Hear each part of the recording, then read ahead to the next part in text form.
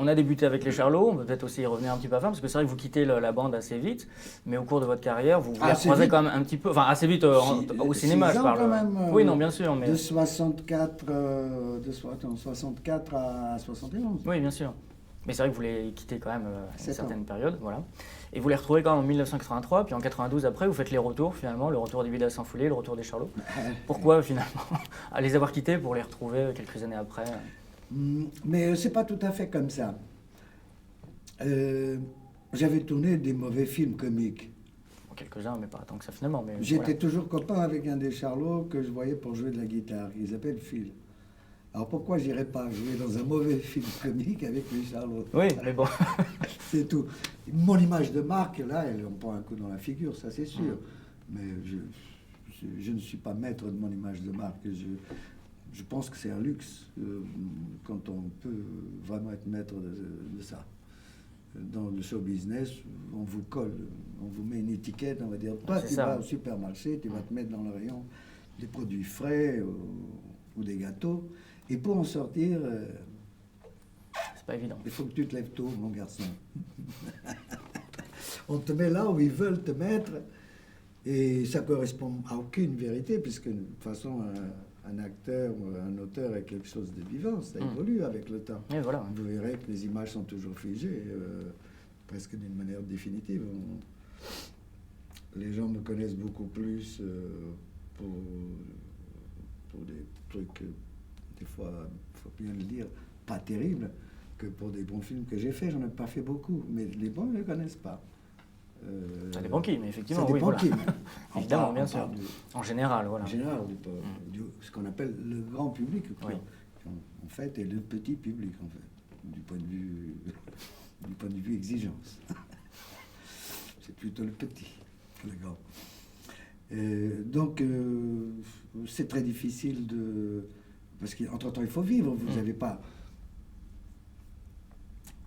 Quand on a un petit peu l'ambition de vouloir faire acteur et de vouloir participer à des films comiques, il faut bien travailler. C'est pas pour me comparer à des grands acteurs français du comique, mais vous en avez plein. Vous avez Galabru. Si vous regardez sa filmographie, vous allez voir les films. Il y a tout, oui, bien sûr. Il y a de tout, plus que de tout. Je ne lui reproche pas ça. Ah non, mais c'est ce qui fait aussi son charme, finalement. Vous allez voir, mais c'est le cas de tous les grands acteurs qui ont été pris,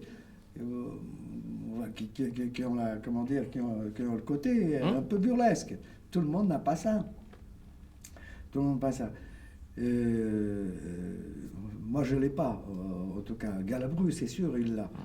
Mais quand je parle de Galabru, je pourrais vous parler même des acteurs plus anciens qui ne sont pas de ma génération. Jules Berry, je ne sais pas si vous connaissez cet acteur. Bon, voilà. Jules Berry a joué des niaiseries au boulevard avant de tourner. Comment ça s'appelle le film où il a été. Un film de Cocteau, il était dans un film de Cocteau, et un film de Renoir aussi. Enfin bref, belle carrière en tout cas. Il a participé dans des chefs-d'œuvre du cinéma français. Bon, vous avez Fernandel, vous n'avez pas un seul acteur qui ait participé à du cinéma comique qui n'ait pas fait des films pas très bons. Bien sûr, non, mais c'était pas un reproche. Hein, non, mais je sais bien. C'était histoire de comprendre justement cette démarche. C'est le lot de tous les acteurs qui peuvent faire ce genre de taf, quoi. Ils y passent tous. À moins d'avoir un statut tellement privilégié et tellement stable que tu es maître de ta carrière, et là tu fais ce que tu veux. Bien sûr. Et ça, vous en avez 2 ou 3 par génération, pas plus. Pas plus. Il fallait bien gagner sa vie, quoi.